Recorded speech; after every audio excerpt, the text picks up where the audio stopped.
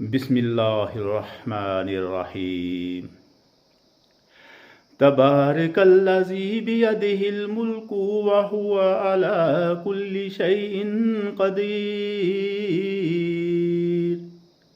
الذی خلق الموت والحیاة لیبلوکم ایکم احسن عملا وہو العزیز الغفور الذي خلق سبع سماوات طباقا ما ترى في خلق الرحمن من تفاوت فارجع البصر هل ترى من فطور ثم ارجع البصر كرتين ينقلب إليك البصر خاسئا وهو حسير۔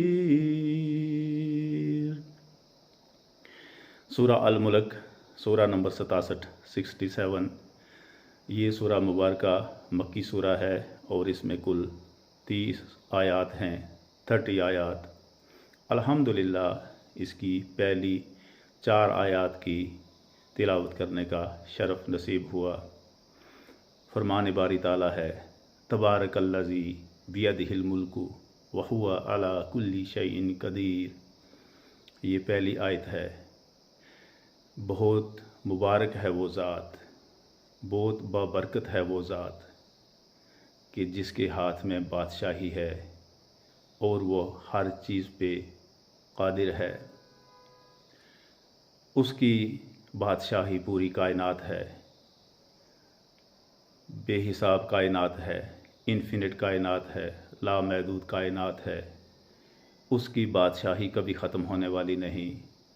وہ ایسا بادشاہ ہے کہ جس نے زمین اور آسمانوں کی ہر ایک چیز کو تخلیق کیا۔ وہ پہلے خالق ہے اور پھر ان کا سلطان ہے، ان کا بادشاہ ہے۔ ساری بادشاہی اسی کی ہے۔ اس کی بادشاہی کو کبھی زوال آنے والا نہیں، اور وہ ہر چیز پہ قادر ہے، مکمل قدرت رکھنے والا ہے۔ وَهُوَ عَلَى كُلِّ شَيْءٍ قَدِيرٌ۔ جس چیز کو کرنے کا ارادہ کرتا ہے تو صرف کن کہہ دیتا ہے تو وہ ہو جاتی ہے۔ تبارک الذی بیدہ الملک وہو علی کل شیء قدیر۔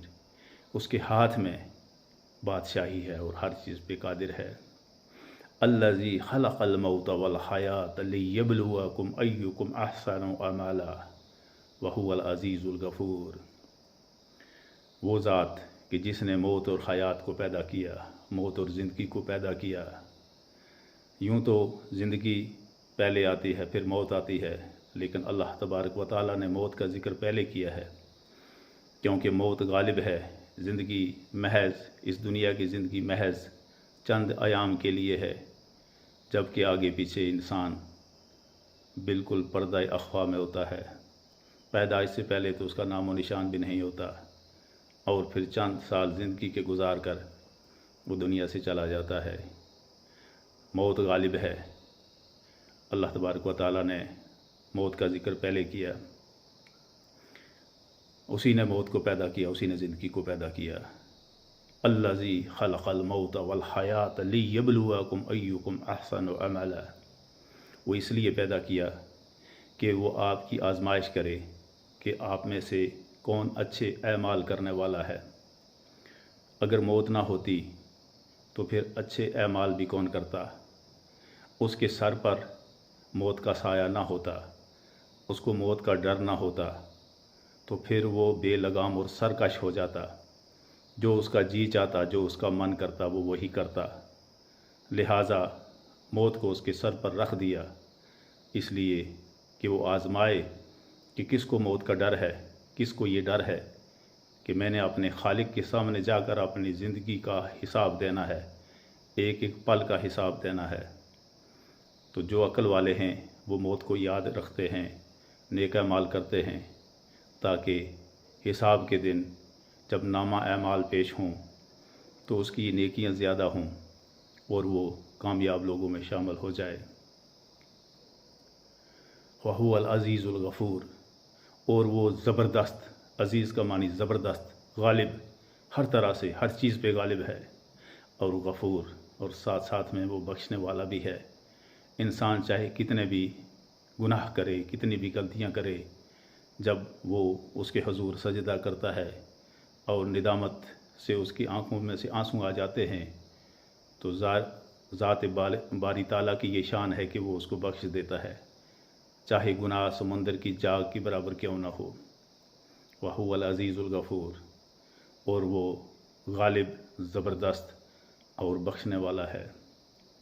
تیسری آیت میں اللہ تبارک و تعالیٰ نے فرمایا، الذی خلق سبع سماوات طباقا، وہ ذات ہے کہ جس نے تخلیق کیے 7 آسمان، تے در تے، آسمان دنیا اور اس کے اوپر 7 آسمان، اور پھر وہ عرش پہ مستوی ہوا۔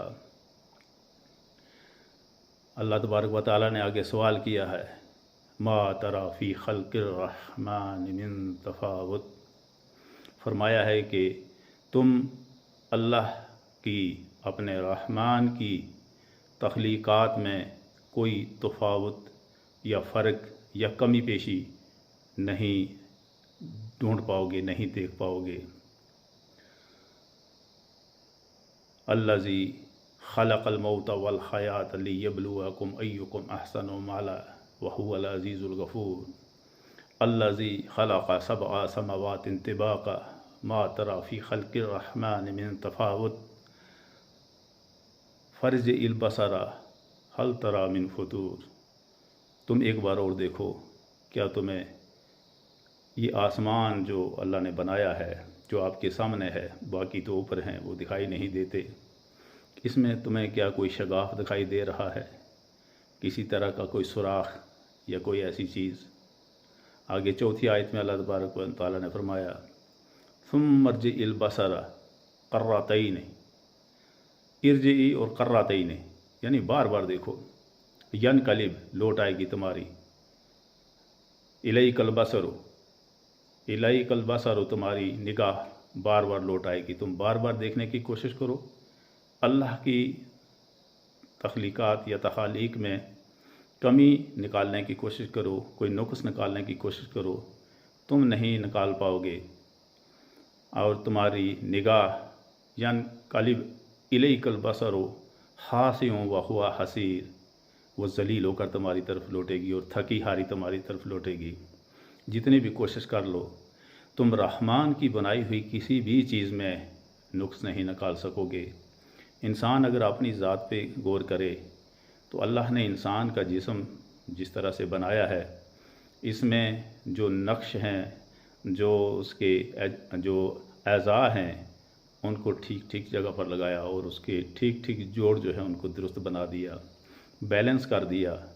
انسان کی ایک ٹانگ اگر 1 سینٹی میٹر بھی کم ہو جائے تو اس کو چلنے میں کتنی دشواری آئے گی، دیکھنے والے کو اس کی چال بے ڈنگی محسوس ہوگی، وہ جیسے ڈبکیاں کھا رہا ہے ایسا لگے گا۔ اسی طرح اگر ایک بازو تھوڑا سا چھوٹا ہو جائے تو انسان کے کام میں بہت زیادہ خلل ہوگا۔ اسی طرح انسان کی ایک آنکھ اگر سفید ہو جائے اور اس میں موتیا آ جائے، دیکھنے میں بھی وہ خراب لگے گی اور انسان اس سے کچھ دیکھ نہیں پائے گا۔ انسان کی ناک جو ہے، اس میں کوئی اگر خرابی آ جائے، مجھے بچپن کی یاد ہے کہ ہمارے گاؤں میں ایک بزرگ عورت ہوا کرتی تھی، اس کا کسی بیماری کی وجہ سے اس کی ناک گر گئی، اور وہ کوئی بیماری ہوا کرتی تھی اس وقت، کہتے ہیں کہ اس کا نام دیسی زبان میں اس کو گوگل کہتے تھے، گوگل کی بیماری، اس کی وجہ سے اس کی ناک جو ہے اس میں بیماری پیدا ہو گئی، وہ سڑ کر کے گر گئی، اور اس کو ایک ہی سوراخ دکھائی دیتا تھا، اس کے بیچ میں یہاں پر ایک سوراخ دکھائی دیتا تھا، یہاں اور 2 آنکھیں دکھائی دیتی تھی، اور جب ہمیں نظر آتی تھی ہم ڈر کر بھاگ جاتے تھے کیونکہ اس سے ڈر لگتا تھا۔ ناک اس کی بالکل گر گئی تھی، ایک سوراخ رہ گیا تھا اور باقی ٹھیک تھی، اس کا ہونٹ ٹھیک تھے، دانت وغیرہ، آنکھیں، سب کچھ ٹھیک تھا، لیکن ناک نہ ہونے کی وجہ سے اس کی شکل اتنی ڈراؤنی ہو گئی تھی کہ ہمیں دہشت پڑ جاتی تھی، ہم بھاگ جاتے تھے، کہیں سامنے آ جاتی اگر تو۔ اور میری والدہ کہا کرتے تھے کہ وہ بہت خوبصورت عورت تھی. جب اس کی ناک ہوا کرتی تھی تو وہ گاؤں کی یعنی کہ سب سے اچھی بہترین وہ خوبصورت عورتوں میں اس کا شمار تھا. لیکن اللہ نے اس کو ایسی بیماری لگا دی کہ اس کی ناک بالکل گر گئی، سرے سے کچھ نہیں رہا، بیچ میں ایک سوراخ نظر آتا تھا. اور پھر وہ عام طور پر اس کو ایسے ڈھک کر کے رکھتی تھی. اب چونکہ پورا ڈھکے گی تو آنکھیں بھی تو بند ہو جائیں گی، اس کی تو بیچ تک ادھر تک ختم ہوگی، تو لہٰذا وہ کبھی اس کا جو اس کی چادر ہے وہ نیچے ہو جاتی تھی اور بہت ڈر لگتا تھا. تو لہٰذا اللہ نے جو بھی چیز بنائی ہے بالکل ٹھیک ٹھیک بنائی ہے. اس میں کوئی انسان یا کوئی بھی چیز انسان ہی تو نقص نکالتا ہے، باقی چیزیں تو حیوانات ہیں، ان کا تو ایک اپنا ہی معاملہ ہے کہ پیٹ بھر جائے تو بہت وہی غنیمت ہے. انسان ہے کہ جس کو پیٹ کے علاوہ بھی بہت ساری چیزیں چاہیے، شان شوکت نخرے بہت ساری چیزیں. تو لہٰذا غور کرنے کا مقام ہے کہ اللہ تبارک و تعالیٰ نے جو کہ بادشاہ ہے پوری کائنات کا، ساری بادشاہی اسی کی ہے، اور وہ زبردست حکمت والا ہے، وہ بخشنے والا مہربان بھی ہے. اور اس نے موت بھی پیدا کی، زندگی پیدا کی، آسمان اور زمین اور ان کے بیچ کی ساری چیزیں بنائیں اور بہت خوبصورت بنائیں. انسان اس کی بنائی ہوئی کسی چیز میں نقص نہیں نکال سکتا. آپ پیڑ پودوں کو دیکھ لیں، ان کے نیچے جڑیں جاتی ہیں اور اوپر تنا اور شاخیں، پھر پتے پھول پھل آتے ہیں. لیکن اگر جیسے جڑیں زمین کے نیچے جاتی ہیں، اوپر بھی اگر جڑیں ہی آئیں تو کچھ افادیت نہیں ہوگی اور نہ ان کی خوبصورتی ہوگی، نہ جو وہ آکسیجن ہے وہ ملے گی ہمیں. اس لیے جو کچھ اس نے بنایا ہے وہ بے مثال بنایا ہے. قدرت کی بنائی ہوئی چیزوں پر غور کرنے کی ضرورت ہے.